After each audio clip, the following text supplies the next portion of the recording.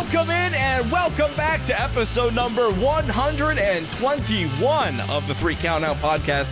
My name is Era, and joining me this week, surviving the cuts and drafts and budgetary releases, the Detroit duo, Jackal Joker and Big Man Mike. Boys, welcome back. You know, I know we were all free agent contracts. Any one of us could have gone to the NFL, but we're here. Sombra knows how to hack. I'm fingering my crack. Alistair Black, Lakers in 5. Fucking sent me that on a stupid goddamn TikTok. I open it. It's just a bunch of bullshit, and then the Lakers in 5. I was like, "You son of a bitch!" I'm at work, and I look because I said it out loud. I was like, "You son of a bitch!" And there's a guy that looked up from his phone like, He's like, "You fucking talking to me? You want to go? We got problems."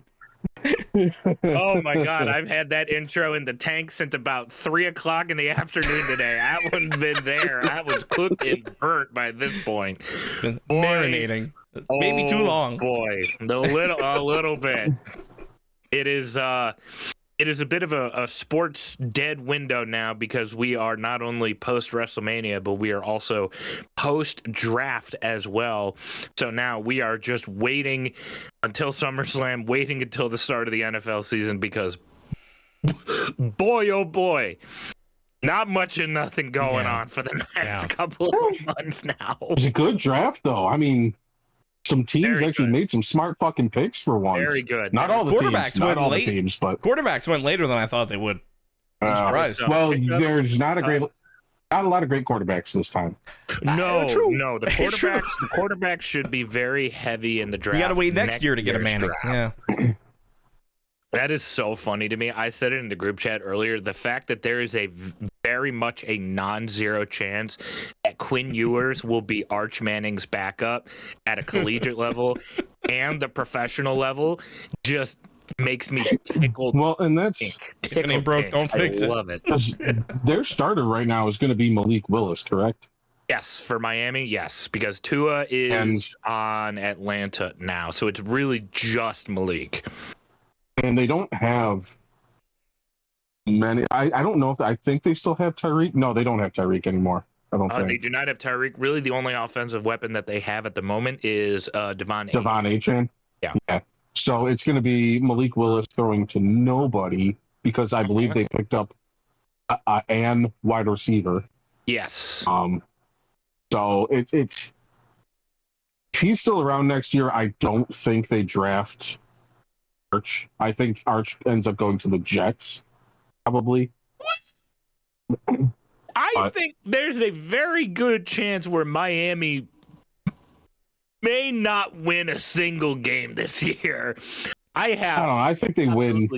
No faith in the former Packers special teams coordinator, who is now the first-year head coach of the Dolphins that have nothing. Nothing. They'll score points. They'll move the ball, but I don't think they're going to win games at all. No, they're still going to find out how to beat the Bills at least once. True. Buffalo and Josh Allen is good for a single Miami loss, essentially every year. That's when all of a sudden you're like, oh yeah, I had Achane and Malik Willis on my team. They both got 45 points. It's crazy. It's weird how that one works. Rest of the year, 2. Nothing. Because Miami in the draft was able to thankfully take the burden away from Detroit, and they selected Caden Proctor, whereas their offensive line needs all the help they can get, so he'll be a great fit there. Not a great fit. The first thing I saw after they picked him was a picture of him lined up in the backfield.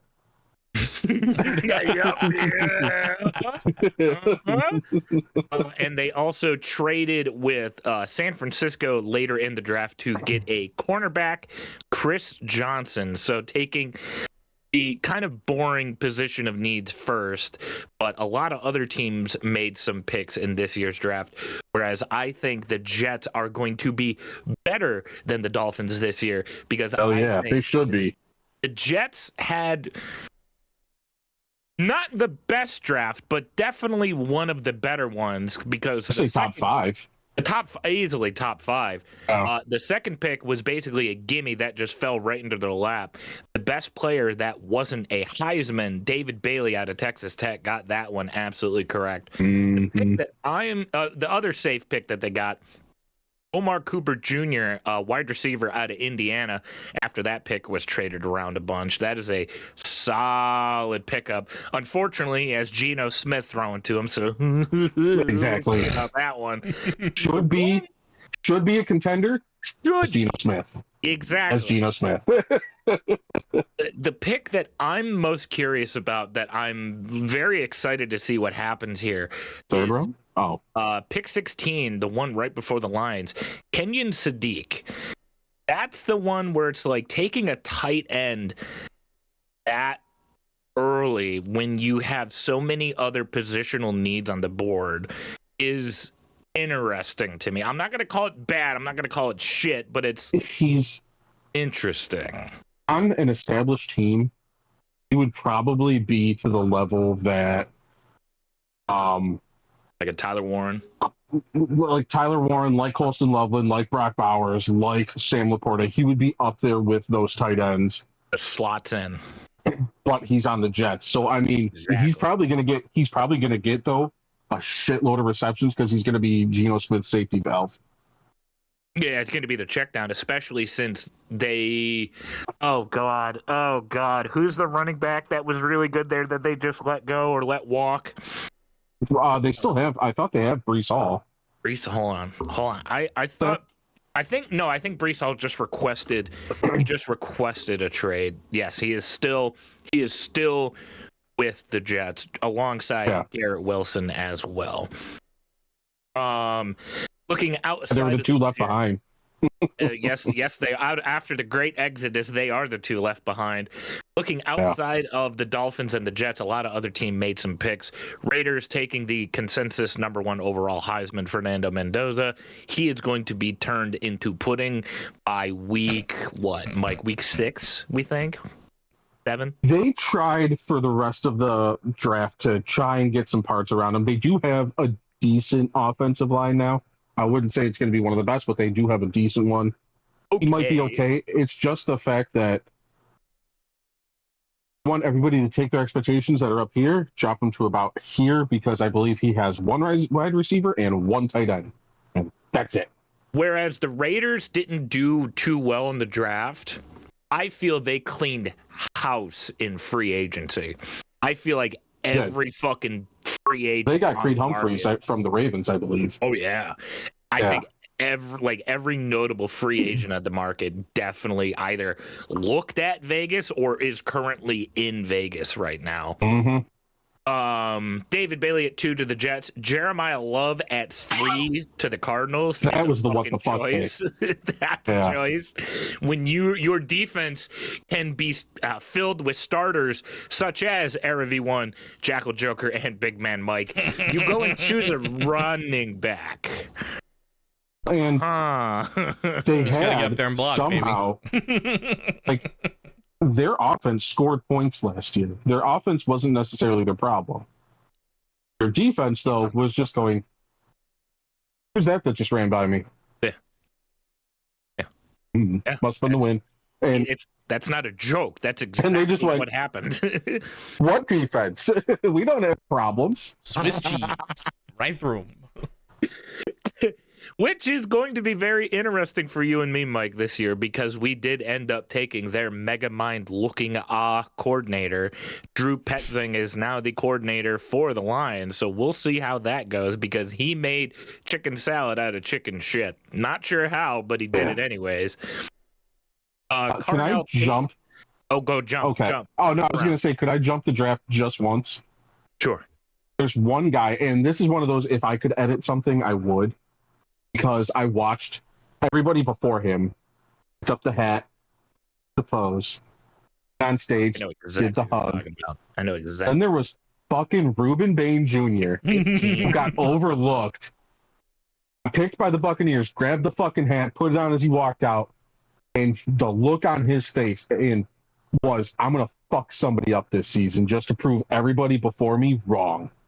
And that, it was one of those first ones where I was like, shit. Yep. I saw Uh-oh. It's on our schedule this year. Love that for us.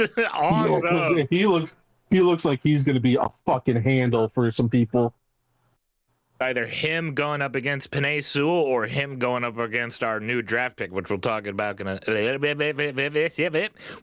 about Twice in a even. second. Yep. There we go. Use the Carnell Tate, a wide receiver to the Titans at 4. Again, kind Which of they a need. one. Yeah. Arvell Reese at 5, a edge to the Giants. Giants Very made a lot funny of with smart that fucking one. picks. A lot of smart fucking picks. But at 5, apparently not so smart to Malik Neighbors, because I don't know if you saw, he was live during the draft. Not too happy about the Arvell Reese pickup. He's going, why the fuck did we get him, man? Malik Neighbors, a wide receiver for your New Jersey Football Giants, was very adamant to get Caleb Downs, the safety, out of Ohio State because this man did not want to have to play against Caleb Downs. It's fair. Yeah. And now, since we hit my 1 through 5, since that's all I talked about last week, we're going to skip down to pick number 11, the team that went right before Miami. At pick number 11 is your Dallas Cowboys that took Caleb Downs in their pick because now Cowboys just made an actual smart pick and it blew my fucking mind. Yeah, Jerry Jones. Turns out it's like the Adams they get line. one. They get one. Adams line in his old brainy. Listen, we need a broken clock is right twice a day. All right, this is his second time. So I think the Dallas era. I'm very sorry.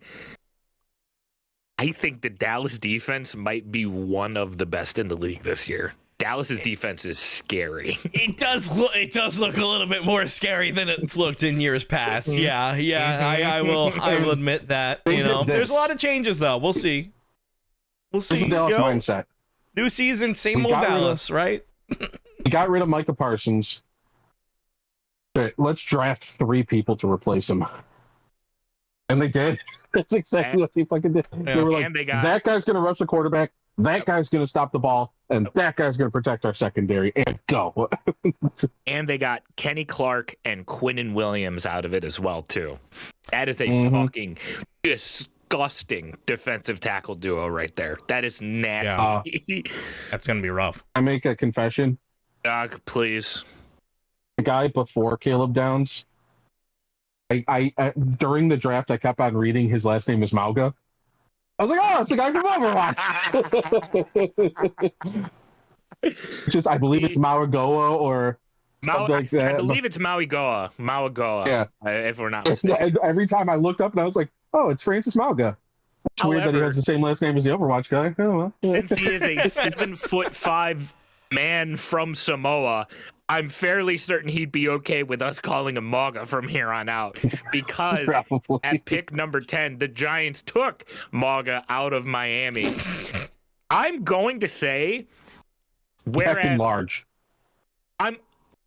Do not get me wrong, Era. I'm not saying this from my clickbaity perspective that I had a couple years past. I legitimately think the NFC East has gone from Philly's guarantee to this year. It is now real fucking competitive because finally the Giants have a coach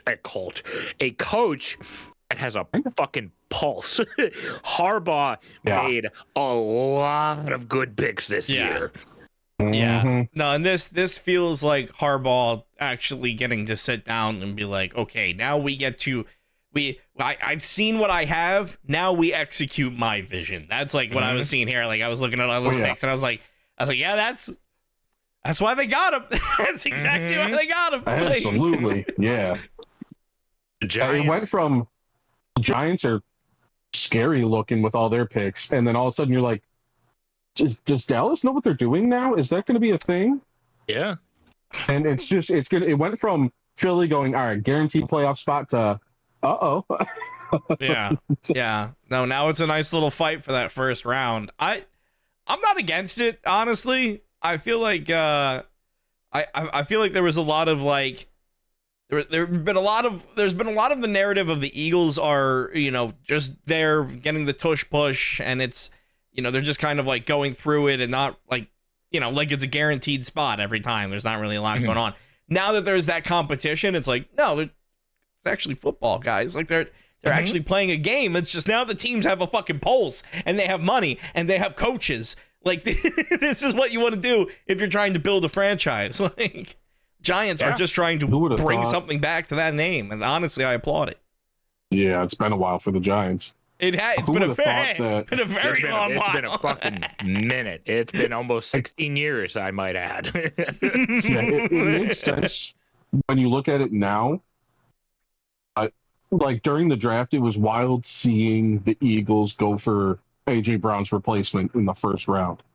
Oh, well, if you want to segue into that one, let's just jump on down to Philly working with because we Dallas, can talk about the Rams pick in a second. Trading with the Cowboys to jump the Steelers as they were on the phone with Mekhi Lemon saying, hey, man, you want to come to Pittsburgh? We're excited to have you in Pittsburgh. Mekhi Lemon's like, yeah, man, I'm ready to go. Hold on 1 second, coach.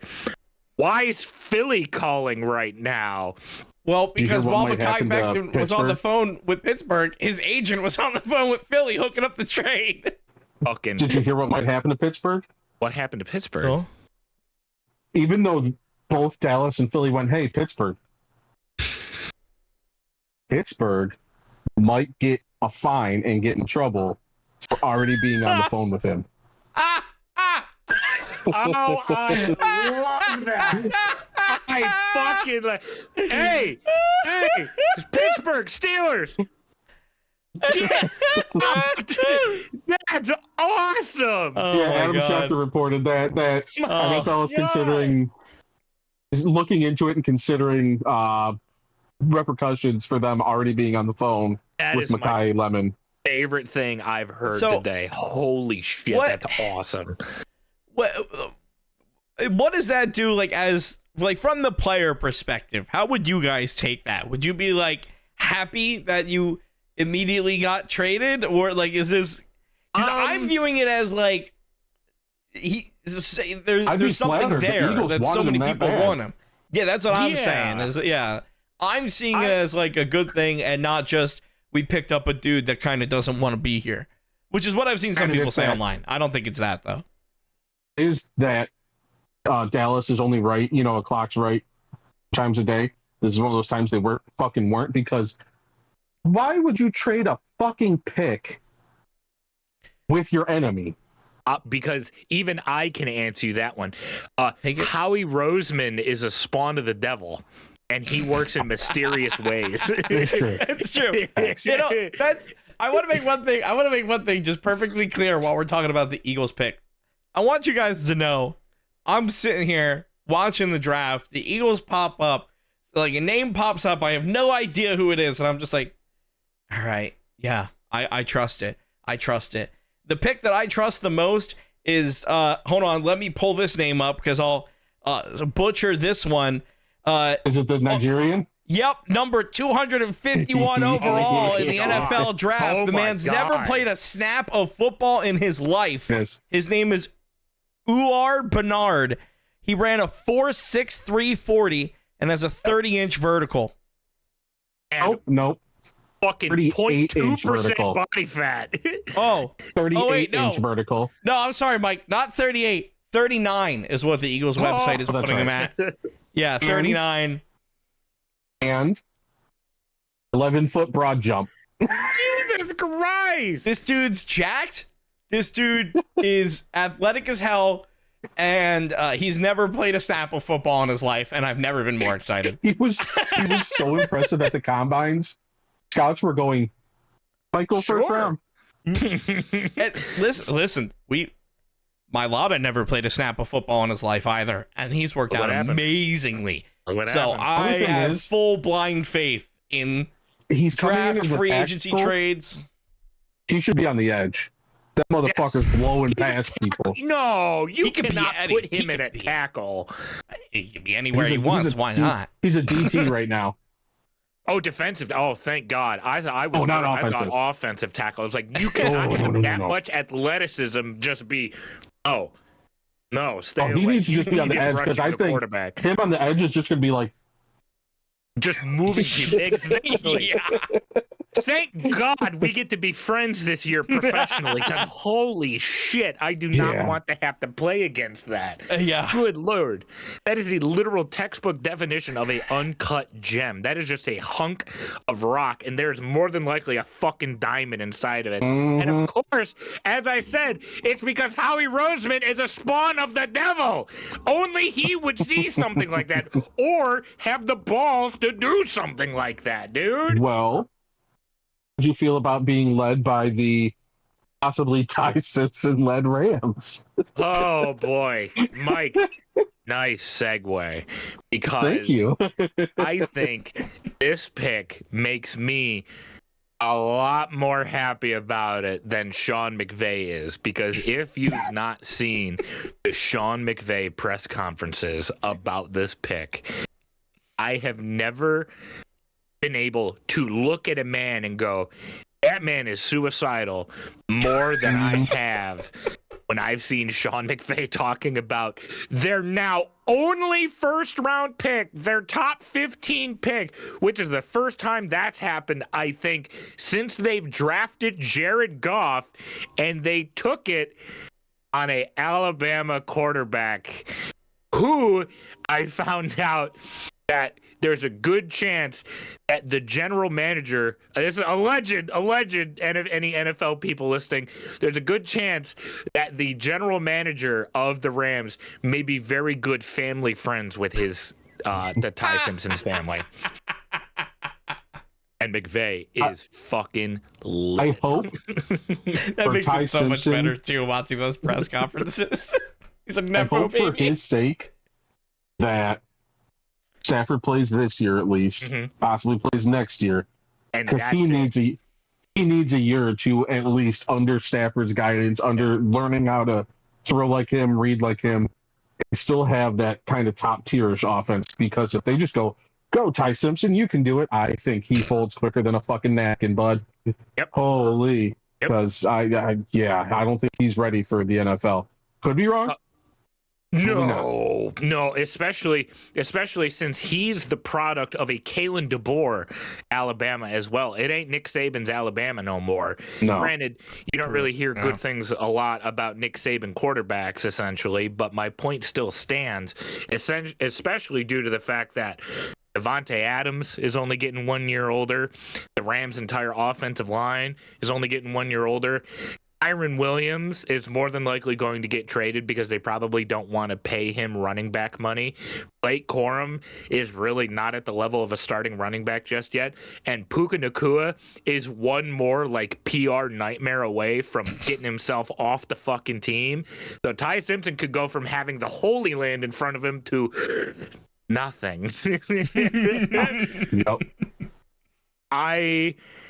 I legitimately think at most, if Stafford takes enough Rey Mysterio HGH to get him through another season, he needs those special stem cells. At most, Stafford's got this year and next year, especially due to the fact that all offseason last season, it was Stafford's dealing with like back spasms. Stafford's back is about ready to fall off. He said he had Romo back. Right. He's doing this. He's doing that. He's doing this. He's doing that. If he was 22 again, he'd be fine. He is not 22 anymore. I think that one bad hit could knock Stafford out of the league. I think one bad game could knock Stafford out of the league. Granted, he had a MVP caliber season last season, but good fucking luck trying to redo that shit again, bud. Made me shit my pants when they said that he's had an 18-year career. Yeah. 18? Holy shit. Yes. Almost fainted. I forgot, Stafford, you don't, he was on the lines for such a bad amount of time. Yes. He endured so much shit, and that just attests to how strong that fucker is. got beat to shit for like 10 years. Oh, yeah. Yeah. Had like a good season in there or two, and then went, I need to go win a Super Bowl, otherwise I'm going to fucking kill myself. Did. Stafford's been in the league so long. He was the Lions' first overall pick after we went 0-16. Yeah. Yeah. All right. You know, sometimes I hear stats and I just feel old as fuck. And I don't like hearing numbers anymore. I don't need to hear that. If it makes you feel any better, I'm technically twice as old as his career. So, you know what, Mike? I'll drink again. Cheers, pal. I'm gonna have my walker to help me get up later. Boy, oh boy, You get the senior discount when you go to football games? They just pat me on the back and do you go, do you want to get in the front row, Grandpa? People start getting up out of their seats for you, and you look at them and go, I'm not that old, assholes. Here, let me help you to your seat. Can you read your ticket? Stop it. Get off of me. Get off of me. Don't touch me. I know where the nosebleeds are. I'm not rich enough to be down there. Get off of me.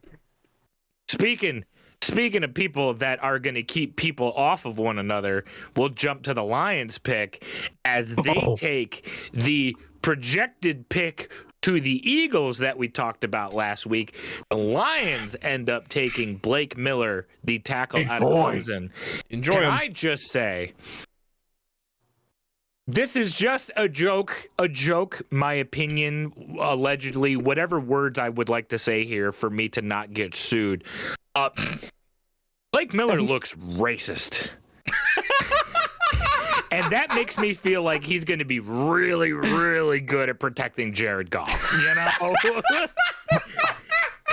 What? Please don't sue me. It's just a joke, please. But like, dude. The values held by Jackal Joker do not reflect the values of the Three Count Out podcast. There we go. Okay, thank you. The first time that's ever been said about my take. But like, this motherfucker is like 6'9", whopping 370, and pasty as the day is long. He looks like he was corn-fed in the fields of fucking Wisconsin, dude. No fucking wonder the draft analyst from last week said this is going to be Lane Johnson's replacement. Motherfucker, we drafted Lane Johnson with hair. Like, that's the pick. Our offensive totally line looks fucking great. Yeah, Not we went stellar. from We still have- terrible. Yeah. We went from terrible to great. It's not the best, but it's great, you know? Yeah. I am very, very happy with this pick because it has been Campbell has come out and said, hey, Panay has prominently been our starting right tackle, whereas Taylor Decker was on the left. We are now going to bump Panay Sewell to that left tackle position, and Blake Miller is going to slot into that right tackle spot to get him more acclimated, and Panay Sewell will be able to take on those premier edge rushers just like Reuben Bain Jr. throughout the course of this season. I fucking love it. I love it. Only worry on that Is what? and it's not a big one, is that Tate Ratledge is going to be right next to him, which means we have a first-year guy and a rookie sitting right next to each other on the line. So that's the only thing where I'm like, well, hopefully Tate's got shit down. Yeah, the hope is that Tate takes a big step forward this year is the definite hope. And Cade Mays being in the middle, which is a significant improvement over the shambling corpse known as significant, but still not stellar, but definitely a lot better than we had. It's not Frank Ragnow, but it sure as shit not Graham Glasgow. I love you, bud. I love the fact that you're a Twitch streamer. Hopefully, again, friend of the program one day. But my God, you should have stayed as a guard. Again, just because you can play as the two positions does not mean you should. I don't think he had a choice. No, he did not. He did I not. think it was either, all right, you play guard and we have nobody, or we move you and hopefully that we have, the best. Because of the fact that Frank Ragnow retiring like what happened a month before the season started last year. Yeah, it was pretty close. I call, you can go back to the podcast whenever it happened. I said that is going to be the biggest fucking impact this year. Everybody's like, oh my God, new coordinators, new this, new that. No, it's going to be fucking Frank. Hey, Frank, the season's about to start in 10 minutes. You ready to go? Actually, I quit. My ACL is completely off the bone. Oh, good. Yay, thanks, man. But the problem was that, and what? I was going to say the problem was that, and our defensive secondary, which we still didn't really fix. And we also still haven't really talked about on the podcast as well either, because I'm not even quite sure if Aaron knows yet. Mike, I'm sure you've followed it because even Kevin has been updating me about it. Aaron, do you know what's going on with Terrion Arnold right now? No. Oh. No. Yeah, we've never talked about this on the podcast just yet because this story is fucking absurd. Since we've spent so long on the draft, I'm going to give you a too long didn't read. Okay. This whole story deserves its own fucking pod. Basically, the TLDR of this is that Terrion was in Florida. Our first round pick from a couple years ago, our starting cornerback, he was in Florida, driving around in his car, having fun. I don't know if he was right after a beer, but that's beside the point. Stopped. He got mugged. He got robbed. I think I remember hearing about that. Yeah. Give me all your shit. Run your pockets. That's not even the fun part. That's not even the fun. It's not. Oh wait, there's more. He does. Hey, I don't want to die. I'm a starting NFL quarterback. Here you go. Yeah, no, I remember hearing about that. And people were like, well, he had to fight back. Or it's like, no, he's getting mugged. He's getting shit. They go their separate ways. Terrion Arnold forms a fucking sting operation. A group of men to find and hunt the people down that mugged him. Allegedly. Fuck the draft. Why are you keeping this from me? Please do not sue. Terrion finds a group of people. They hunt down and actually find the people that mugged him at gunpoint. And they mug them at gunpoint to get all of Terrion's stuff back. And they go their separate ways again. Is it a mugging if you're mugging the people that mugged you in the first place? That's the argument that a lot of people in Detroit are having right now. So now, fucking absurd. Right now, we have 3 cornerbacks. Yes. Pretty much, that's it. Yes. If anybody gets injured, our defense is the exact same fucking thing it was last year. Yeah. Except for our defensive line is going to be mint. It's really, there's not been many updates because it's kind of a really gray area of a situation. Well, it's been very vigilante justice. Yeah. Yeah. He turned into Batman. What the fuck? That's dope. So we'll be able to. Fuck me. No, fuck you. I'm getting my stuff. Particular, sir. We're going to able to follow this as the off season progresses ever closer to the end of August, beginning of September, as we are now Hopefully. June, July, August, about 4 to 5 months away from football being back on our screens. And, one person that's going to have to join us in our off season struggles this year is none other than Mike's new favorite quarterback ever, Diego Pavia, as that motherfucker went undrafted. A Heisman Can't wait to find out from him someday. Went undrafted. What do you think? Ford dealership, GM, Dodge? Oh, I saw McDonald's. I saw a tweet that said the Dodge down the street was hiring. He got invited to the Ravens minicamp, but they took another quarterback. So yeah, and not even good still, enough. Didn't impress him. The Ravens have Lamar. That motherfucker's not gonna see the field anyways. No, but at that point, it's just it's the fucking principle of it that you didn't get drafted at all, man. You went to camps, you went out, you tried. Doesn't help that he's a piece of shit. Yeah, that's kind of what I was getting. You tried. It's not good enough. And People he's are not looking at tall these enough to ride quarterbacks the and rides players at and Disney World either. So no. Yeah, Diego Pavia has come out and said, I don't want no one touching my fucking money, as he has not selected a single agent to help him out in this entire draft process. Well, and now that the entire draft process is over, Diego Pavia has no fucking money for an agent to touch to begin and no job. We'll see him in the XFL real soon. Is that even he's going still to dominate around? in the XFL probably. He's going to. Oh, well, it's the UFL. XFL, UFL, AFL, whatever the fuck it's So called. Is he's he going to still do owned by great in The the Rock? UFL. I think so. He's part owner because he sold the XFL. Or no, Okay. the USFL and it's XFL merged. combined. It's merged, yeah.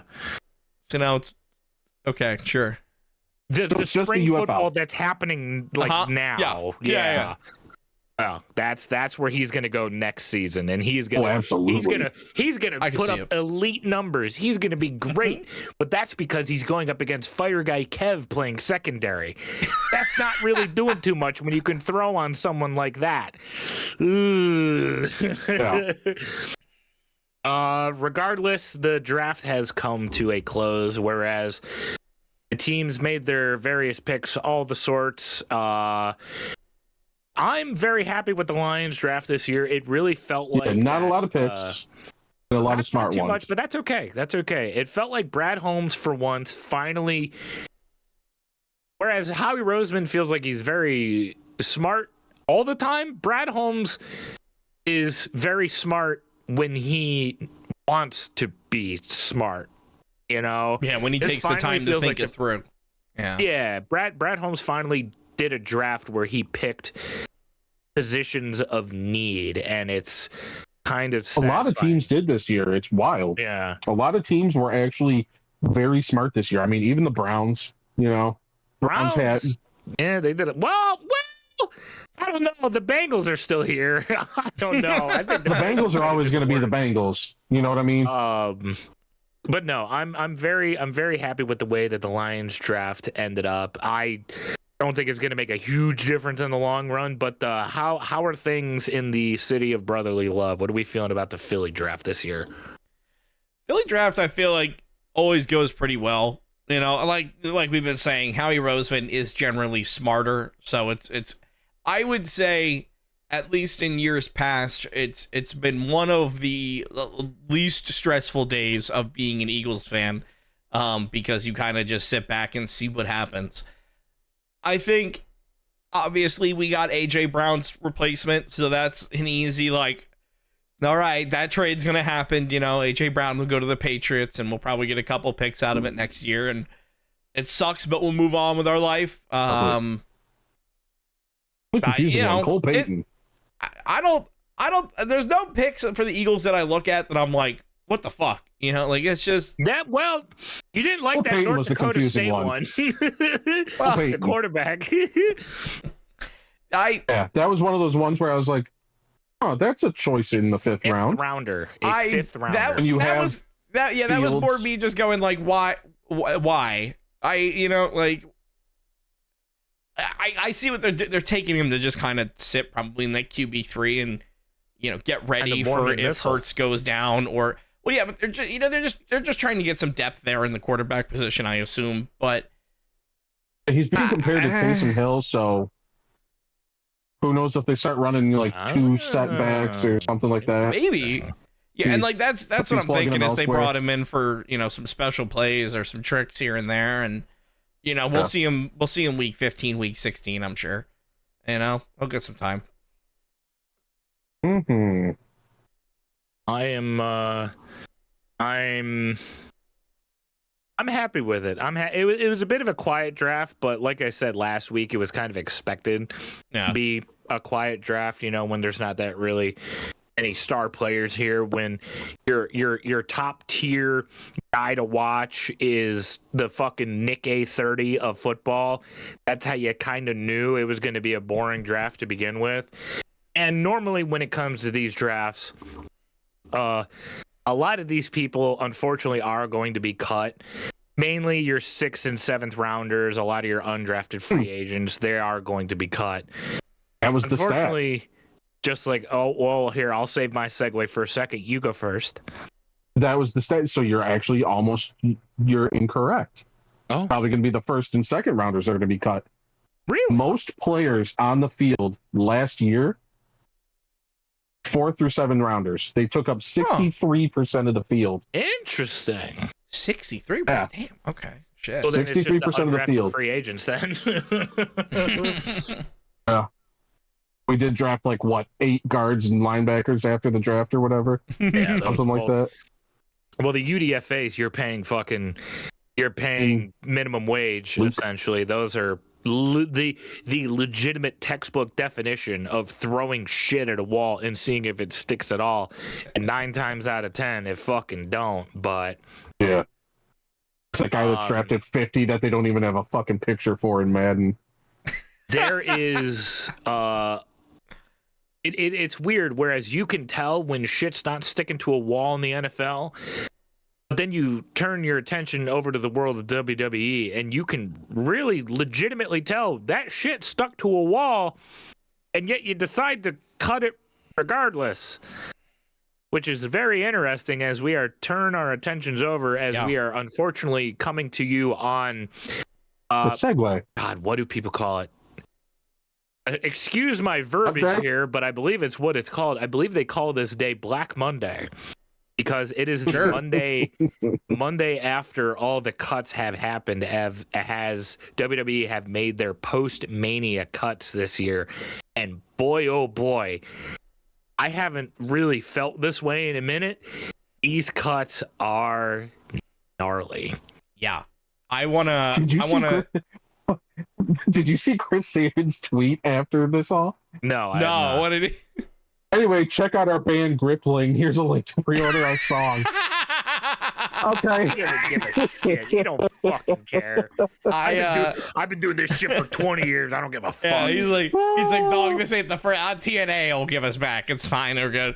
I just want to say before, is one of, I'd say probably one of the most surprising cuts that happened was literally one by one, the entirety of the Wyatt Six were cut by the company to the point where they had enough time to individually acknowledge each other's cuts on Twitter. One, gone.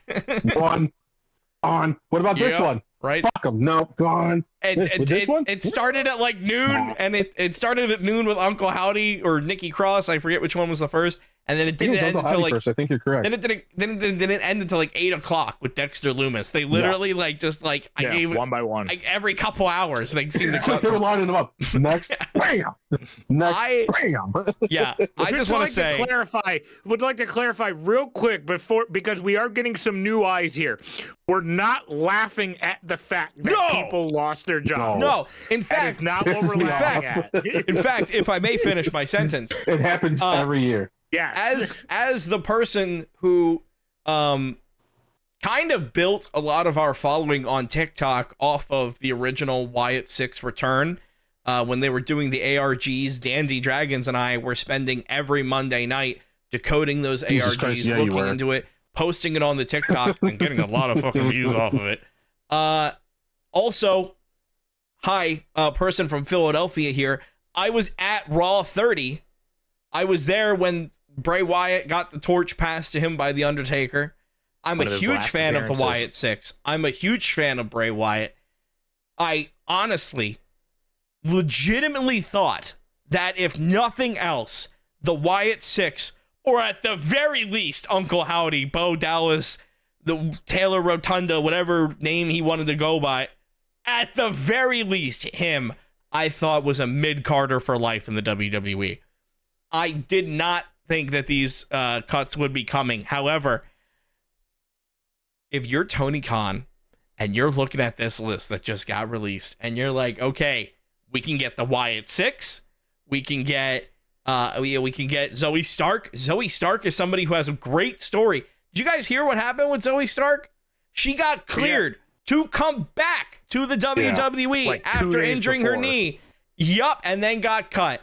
Like, that's a story right there for Tony Khan, the man who loves running, I don't want to say anti-WWE, but likes having like the, hey, this chicks too. He likes buff chicks. He also likes people returning from injury that were told that they couldn't. So It's true. Very true. I think like Zoe Stark is a great fit there. Obviously, Motor City Machine Guns, they got cut. I see them going back to TNA. Wyatt Six going to AEW. A lot can happen. Flipped. I think the Wyatt Six would end up in TNA, and I see Motor City Machine Guns having a glory run in AEW before they tap out for good. Oh God! If they go back to TNA, TNA's doing fucking nothing. TNA's just a sinking ship on AMC now. Yeah. No offense to them, and no offense to the wrestlers there. I've been trying to watch and fucking woof. Well, I thought the production value was going to go up. Bully Ray and Tommy Dreamer, right? Motor City Machine Guns in AEW. Motor City Machine Guns in AEW would fuck hard. Yeah. So, from my outsider, my very, as the kids are calling it today, I found out my fed-pilled perspective. That's a new term that Jackal learned. Fucking hate that I just said that. I just blacked out. What the fuck did you just say? I see you. I think at the very least AEW should bolster their tag division here. If you're gonna pick up the machine guns, I don't know about the entirety of the Wyatt Six because I'm not as hot on all of them as I am on at the very least two. I think Gacy and Loomis are a fucking mad underrated tag team together. Yeah. Get rid of Gacy's stupid fucking handspring clothesline. Yeah, then you're good. Then you're golden. Joe Gacy going to AEW. If not Bo Dallas going to AEW for a singles run, it should be Joe Gacy. Because Joe Gacy started in CZW, where Mox came from. Baller. So, like, that's the kind of matches that he used to have when he was on the, like, he can do that deathmatch style, especially if you're doing the Wyatt Six gimmick or something like that. That's something that would work real well for that kind of death match. Yeah, whatever they want to call them, whether it's Wyatts or Rotundas or Wyndhams or whatever. Pick a name, you know? Quick deathmatch insertion here. So this is going to be more for Era than it is for Jackal. Do you know who Ganger is? I've heard of him. That's Gengar. He was one of those indie fucking guys that never made it huge, but the nightclub area one night, because he was also working as a bouncer, there was a gunman shot like 20 people, 9 died, like 12 were injured, something like that. It was a crazy number. He ended up taking out the gunman, right? Got invited to AEW, got invited to NXT. Triple H made him an honorary NXT champion. Like, everybody talked to him, we're like, hey, we want you here. So this was recent. This was all like, I think it was like a couple of years ago, something like that.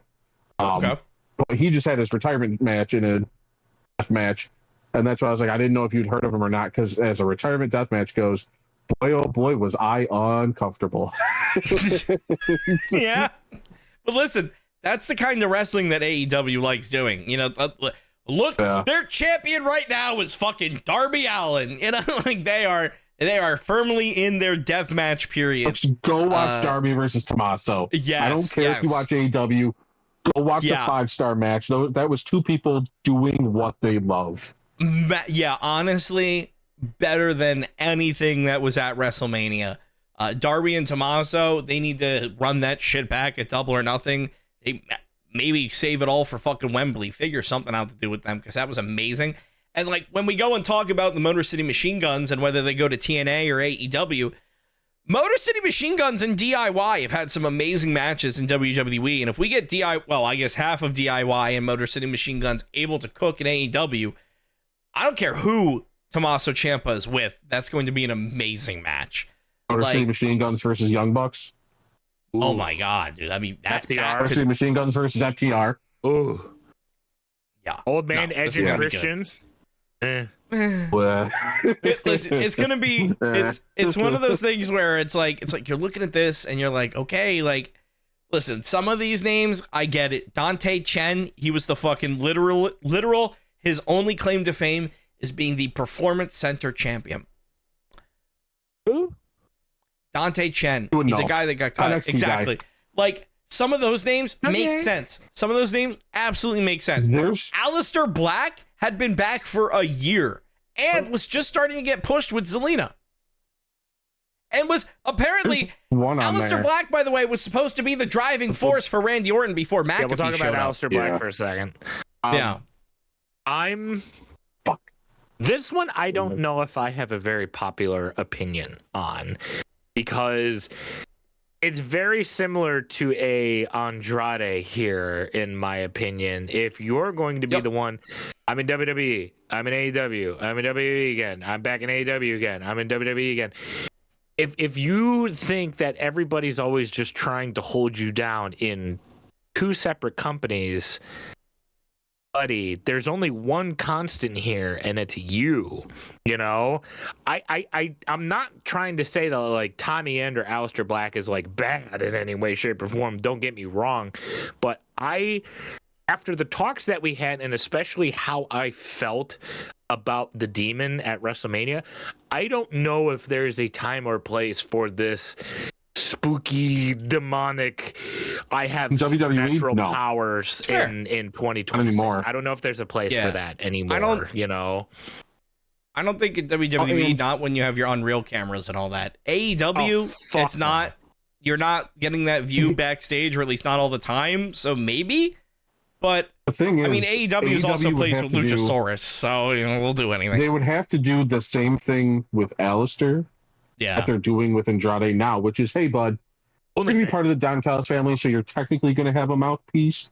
But just go out there and have some fucking fun. Just go put on some banger matches. Because, like, motherfucker got stripped by Orange Cassidy on Wednesday. Yeah. It's funny. But it still got... that did also happen still. It's Andrade, but it was still one of those, like, it happened, it was hilarious, but he still put on a fantastic match. Yeah. Fucker's over in Japan right now having a ball or two, depending on which way you look at his camera angles. Whichever tights he's got on that week. Like, if they're going to bring Aleister Black back again, they're going to have to just be like, all right, bud, go have fun. They're not He's going to need a mouthpiece, because boy, oh boy, he talks like drywall. They're not going to bring Aleister Black or Malachi Black back, because, Jackal, you talked about him going between two different companies. This is now two different companies where it's come out that he just doesn't want to get pinned if he doesn't think it's realistic enough, which I understand. You got to make your finishes convincing. I totally get it. But also, you have to be able to lose matches. And listen, I liked the Wyatt Six. I will say that's probably why the Wyatt Six were not booked as well as they should have been in WWE, because they weren't losing matches. You're a pro wrestler. You have to lose a match, right? The whole gimmick that Bray Wyatt had was that the Fiend could barely be defeated, but fucking Mr. Rogers, Bray Wyatt, could, you could finger poke of doom him and he'd go down for the 3 count. So you have to work with people. And if it's two different companies, two different locker rooms. At that point. Yeah. And it's like, I don't know. Obviously, I'm not in those locker rooms. I've never worked a match with Malachi Black or Aleister Black, whatever name he's going by now. I don't know if that's true or not. I've seen that online. Yeah, he just needs to be on the indies.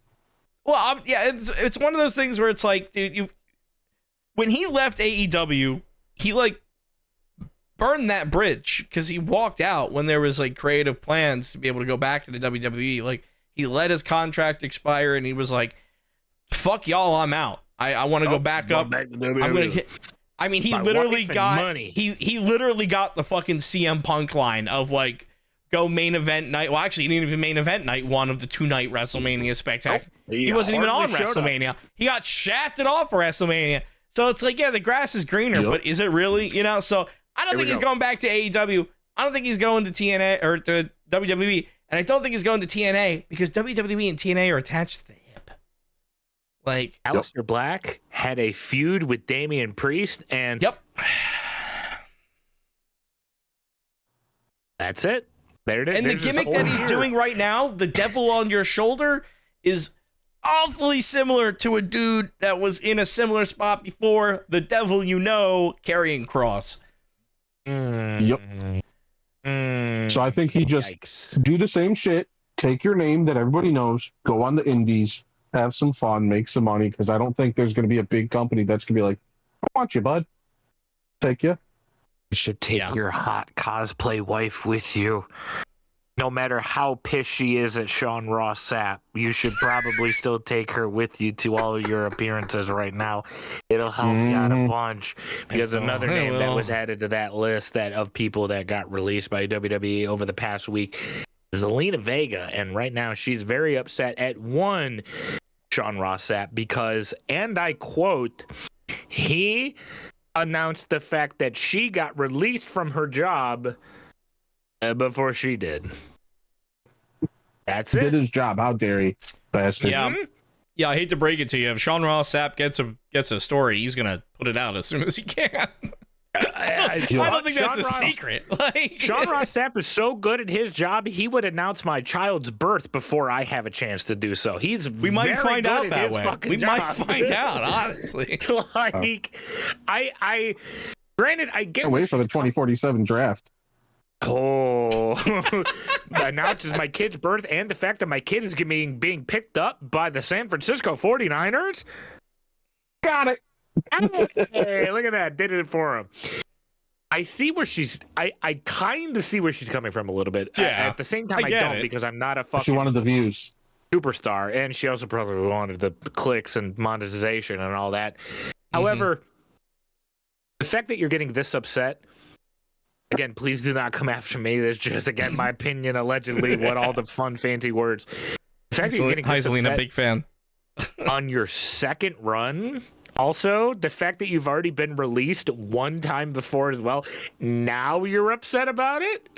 Was she released the first time as well, or did she? Well, I thought she was a. Okay. I thought she thought it was his released. second time. This is her first. I thought she was released the first time. It was around the time of the pandemic, if I'm not mistaken. It all blurs together. I think she was released for like. Because I thought she stayed around because she became part of the LWO and all that bullshit. Wow, I think she got cut at one point, came back with the LWO, and then sort of like it was a very short window that she was gone, but she was still cut at one point, if I'm not mistaken. I don't get it. Like I saw the whole like Zelina being pissed off at Sean Ross. He's doing his job, man. Like that's it. I guess I understand it from the sense of she is now not contracted and is trying to, make her own name and, make money off of her own name. I get it in that regard. And, like Mike said, it's social media. It's wanting to get it out there first. But I don't know. I feel like it's like, hey, man, you're going to be looking for a job soon. You want to start going after people in your industry? Sean Ross Sapp, not a wrestler, but still very well known in the wrestling community, especially indie wrestling. Like, we really want to. Also, the dude controls like most of the wrestling news. Don't you want him to like you? You'd think. I don't know. Hey, Sean, if you're listening, by the way, we're subscribed and we're following. Big fans. Big fan. Speaking of like us, please. Speaking of there was one person that got cut that everybody was heartbroken about, but there was one that made me and apparently a lot of other people online wonder why the fucking shows exist and have like winners like LFG and all that shit. Oh, yep. Why would you release the person that won? What's the fucking point of the show? Here's your winner. Yeah, it was one of the LFG winners, right? Oh, yeah, and in English, for those that don't know what we're talking about. So their show, WWE Legends and Futures Great, LFG. Oh, it was that show where they put in, like, all the new people. It's Tyra Steele. Tyra Steele is who you're just thinking in of. the ring. Michelle McCool's Hour of Power, if you will. Yes, but this was from season 1, before Michelle McCool. Oh.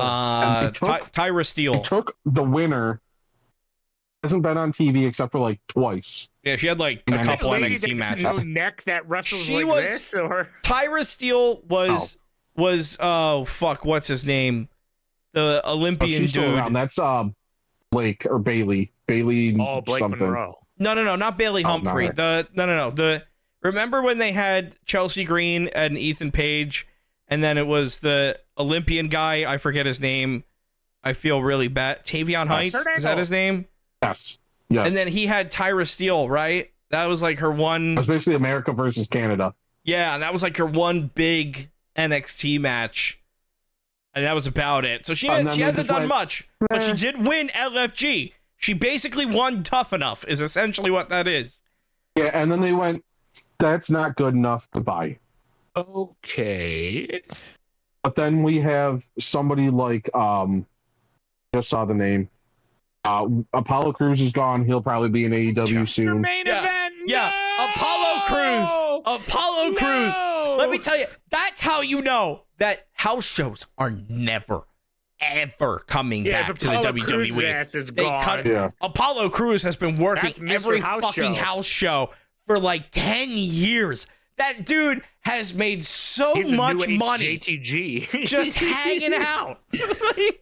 Yeah. Somebody He needs to go to AEW, join the Hurt Syndicate. Somebody that should, and I wouldn't be surprised if she doesn't, and she just goes back to the UK. Alba Fire, Kylie Ray. Yep. So fucking good in the ring. Secret and Hervis. WWE just went, we have too many people from that little fucking island, so. I love her tweet, by the way. Like, what a horrible way to beat the shit out of Alba Fire, by the way. Yeah. I fucking adore that. But like, what a NXT UK was just, what a horrible way to kill Chelsea Green's gimmick. Yeah. Like, the whole Secret Hervis, Piper's not there anymore. Alba's not there anymore. Jordan Grace was there for like a fucking week and was literally just a mercenary that week or whatever, you know? But like, I mean, Chelsea Green, I'm sure will do fine in the future. Don't get me wrong. She's had an amazing singles career before this. Yeah, it's Chelsea Green. She'll be fine. But I was really enjoying that gimmick. And I saw that Alba Fire got like fired. And I was like, that sucks. Like, I'm looking, especially when it's like WWE TV right now isn't the greatest. And it's like Chelsea Green and that gimmick was one of the few things that I was really enjoying, especially like her going back and forth to AAA and showing up on NXT. And it's like, hey, you're actually giving this a lot of TV time. You're going to tell me that Alba Fire you didn't talk about it that way of going like, hey, we're not really using Alba Fire in the ring. Well, yeah, but she is attached to the hip of one of our most popular female superstars of all time. Yeah. So, one more left. And I'm going to ask you guys a question. 7. Which superstar would you take? Oh. One that's come back and has 0 title challenges, 0 single title matches. Or one that's been in the company for just 2 years and has had 9 of them. If you're going off of that, I would say the one that probably has 9 of them. God, sure. Then you're taking Mina Shirakawa in AEW, and you're saying goodbye like WWE did to Kairi Sane. Because she's been back for like 5 years, has had 0 singles title matches. The most notable thing, Kairi Sane, yeah, Mina Shirakawa came over from fucking Japan 2 years ago. That's it, and was gone for half the fucking time, and has 9 singles titles challenges. Yep. No, I saw a post saying that the most notable thing that Kairi Sane has done since she came back was getting yelled at by Asuka every week, and I looked at that and I went, well, you know, maybe I understand why they fired her, but then you're also sitting there and you're like, wait a minute, this is a fucking Kairi Sane, and all you did was have her get yelled at by Asuka with no fucking payoff for way too long. Too long. We sat here week after week after week, pay-per-view after pay-per-view, even well before WrestleMania, saying, hey, this Kairi Sane Asuka match needs to happen. We were talking about it during Mania, where they were like, maybe they throw it in if Nikki Bella's ankle is still exploded and we didn't know Paige was coming back yet. It's just, it's again, WWE TV is not the greatest right now, and they're getting rid of Kairi Sane. They're getting rid of Alba Fire, who's in a very popular gimmick. They're getting rid of the Wyatt Six, one of the most popular superstars, or one of the most popular groups of superstars that they don't even need to have matches and people pop just when their music hits. Like, and you look at this shit and you're like, who made these decisions? And apparently It was all upper brass, TKO. No Triple H, no Nick Khan, no nothing. It was the board of directors, a.k.a. The Rock and Vince McMahon and Ari Emanuel, the same dude who decided to put fucking Pat McAfee in the WrestleMania main event. Rock apparently hasn't even done shit with WWE in the past like 8 months. That's from his like little camp. He just sits there? They're saying he hasn't done shit. Like, no, he hasn't even been to meetings. He's been off filming movies and shit. So he's just there. He's just there for a Vince McMahon vote. So that way Vinny Mac gets Ari Emanuel and Mark Shapiro that have basically been like, well, sales and what again, this is from their mouths. They do have final say on everything. They don't normally use it during Mania, and since they have been because sales have been so bad. Which means if we're going by sales, Danhausen's going to be WWE champion by SummerSlam. Well, he was the top 3rd merch seller WrestleMania weekend. By the way, CM Punk, Cody Rhodes, Danhausen. Yep, Danhausen, acknowledge your new tribal chiefhausen because he beat Roman Reignshausen in the merchhausen. It's so. You just gave me a fucking stroke. It's all right. I had a stroke thinking that one through. I wanted to back out halfway through and then I couldn't. I was like, I have to stick to it. It's so, but like, it's shit like this, and it's like, and then like, around WrestleMania, it's like people were looking into who has creative, and it's like, well, the main event is TKO creative, but Triple H gets to do the mid card. Triple H is your chief content officer and your head of WWE creative. He's not doing the main event. I'm sure he's still involved in the main event, I'm sure, but he's not focused on that. The guy writing the show is not focused on Cody Rhodes and Roman Reigns. Definitely not focused on the fucking women's matches, that's for sure. Well, no, and you know what? They just cut a bunch of them. They cut Kairi Sane, who hasn't had a fucking women's match in how long? And she could have an amazing match in the ring. With Alba Fire even acknowledged it, that Kaylee Ray can beat up Alba Fire or whatever. Like, what are we doing, man? Because you're cutting these people, and it's like, no, you're cutting the good people that just didn't get a shot in your company.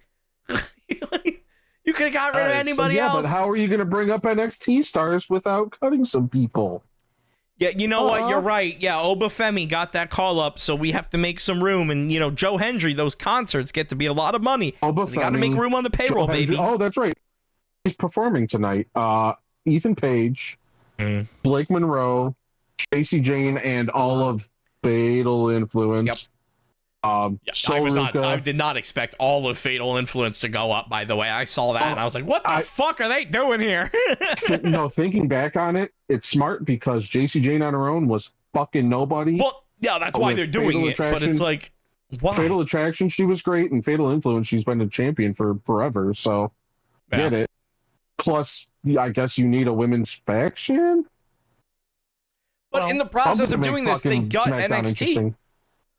They gut NXT, and then they fire these people and don't even put it back down to NXT. Now that I'm thinking about it, no, you have so much open creative. You own AAA.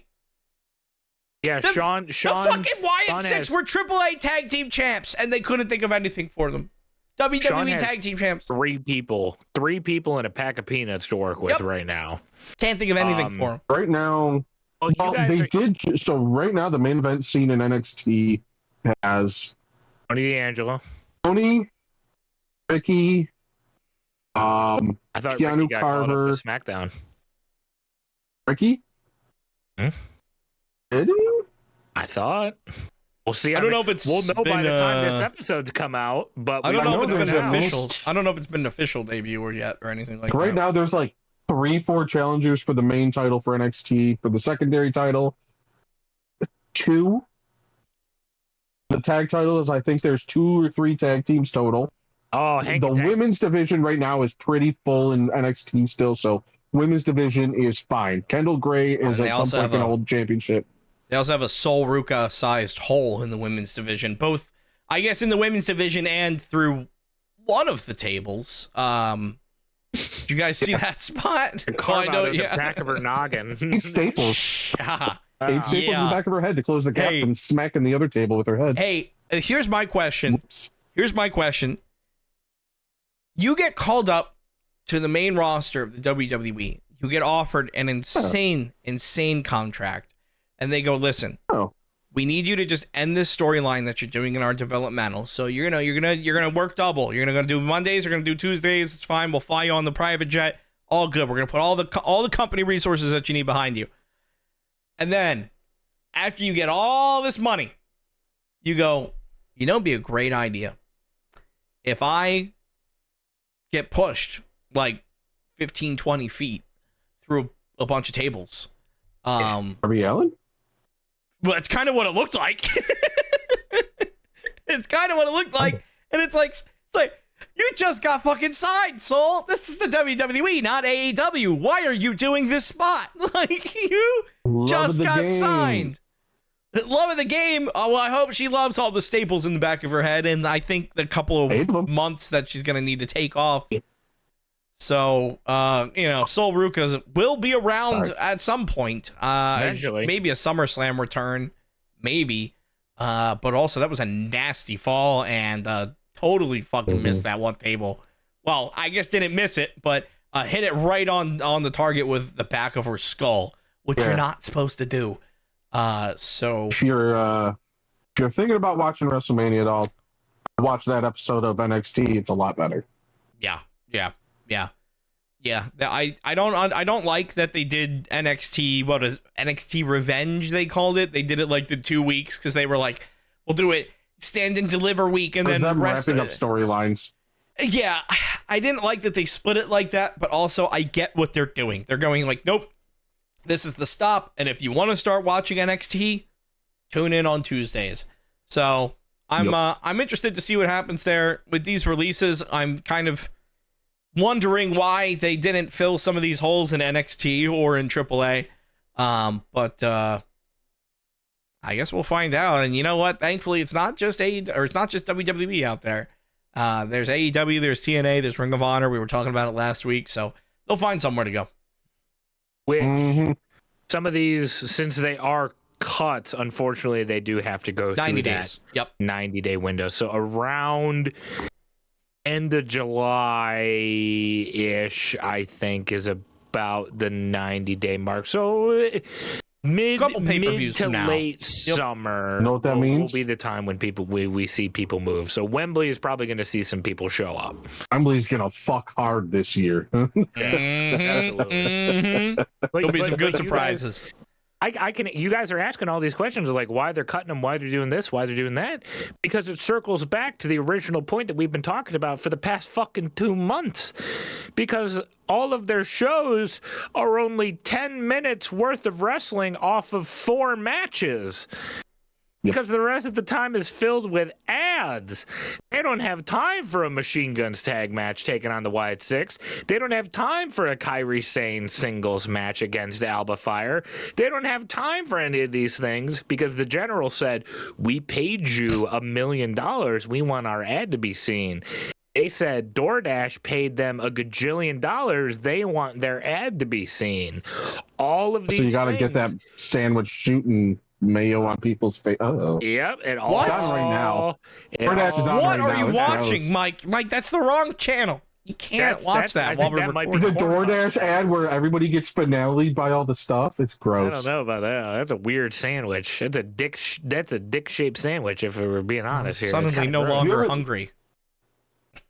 I wouldn't be after watching that ad. Ugh. That's You got a pie smacked into her face and it somehow bukkakied onto the crowd. Ew. That's the issue with all of this that we have been talking about. Again, if you go back to any of the episodes over the past couple of months, we've been talking about this because it's coming from Ari Emanuel and friends. They want to make more money. They say, "Oh, these people are probably making way too much money. Let's cut them." Machine Guns are an established tag team. They got signed to a lucrative deal 2 or 3 years ago, but they're not doing any matches right now. Kairi Sane got signed to an established deal 2 or 3 years ago, and she's not doing anything right now. Goodbye. You're not making us money. That's all that matters right now. As Era has just said, it is TKO doing the cuts right now. It ain't Hunter. It ain't Sean. It ain't Michael P.S. Hayes. His fucking old saggy ass ain't doing none of this shit. That's what it's boiled down to right now. And my hot take is that that's what it's going to be for the foreseeable future. Is that this is all about ads and money from here on out. Danhausen's safe. Danhausen has the most wanted job, in my opinion, because all he has to do is 2 minutes of recording.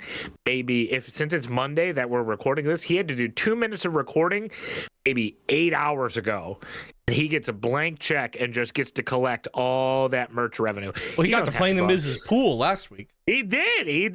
And now sounds like a fun day at work to me. There and fire off a t-shirt cannon twice. It'll break and then he'll just run away. He don't care. He's making TKO money. He is safe as safe can be right now. He's wrestled 2 matches? Yeah, that's all they fucking care about. Well, he's not a wrestler. Well, yeah, a WWE wrestler. And even that, when he's on WWE, that you're right. That's exactly where the motive is. It's with the money, because they're putting him on for multiple segments. The last person that I can remember that they really kind of showed this much, I feel was prime honorary Oos Sami Zayn, where he was on 2 or 3 segments a night.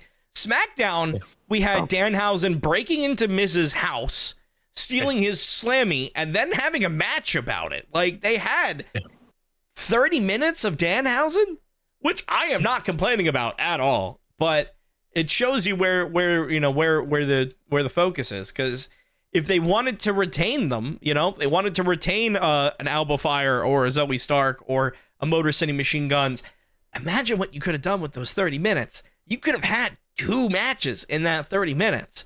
They would have been shorter matches, sure. But WWE does shorter matches anyway.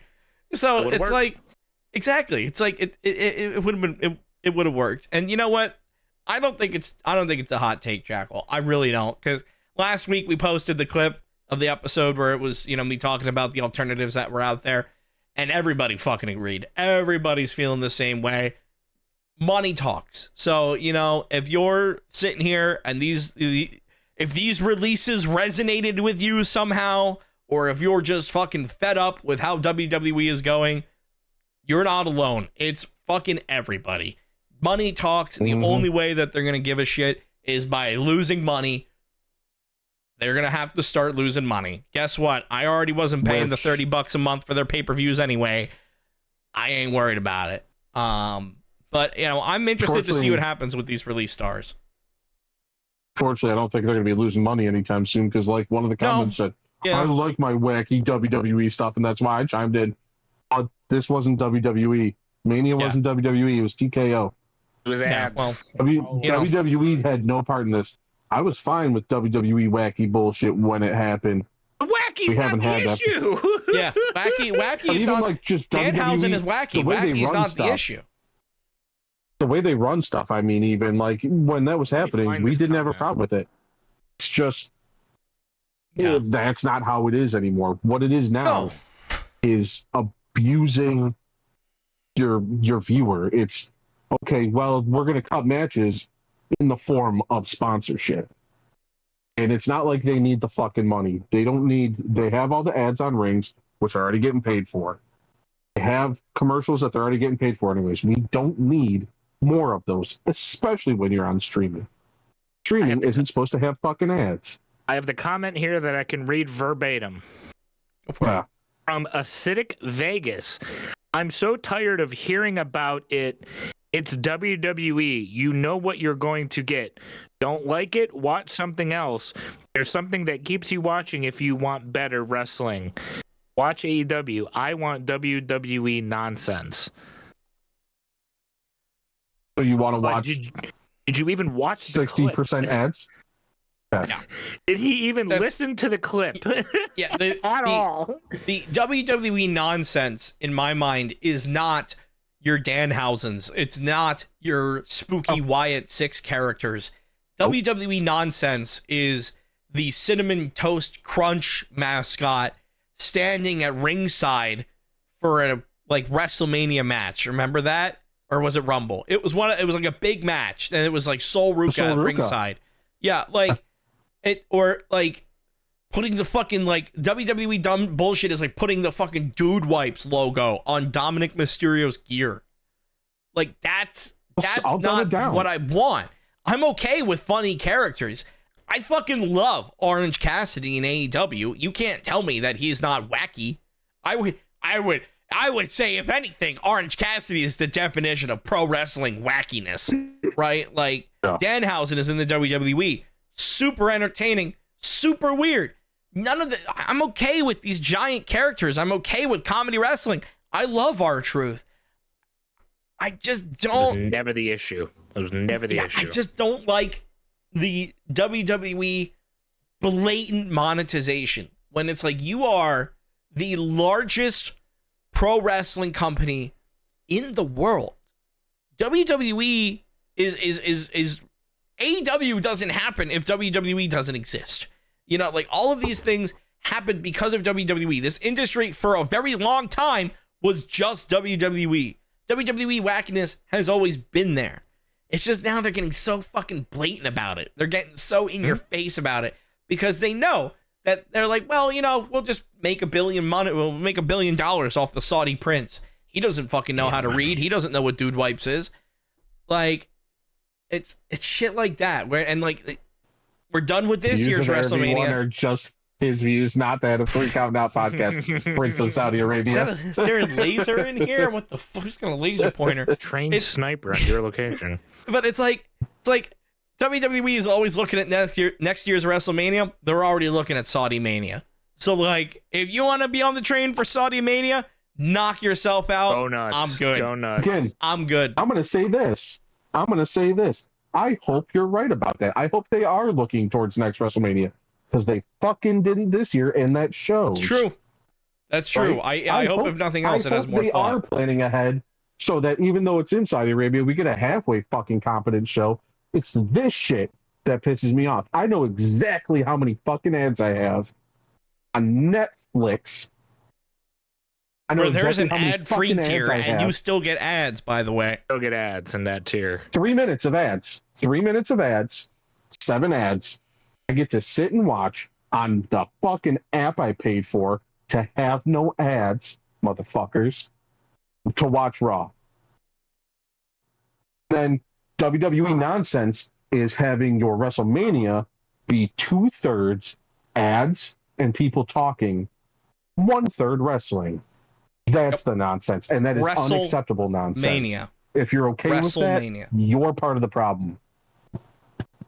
I got a Nigerian prince that would love your banking information, please. He really could use some help and some money right now. Prince Nana? No.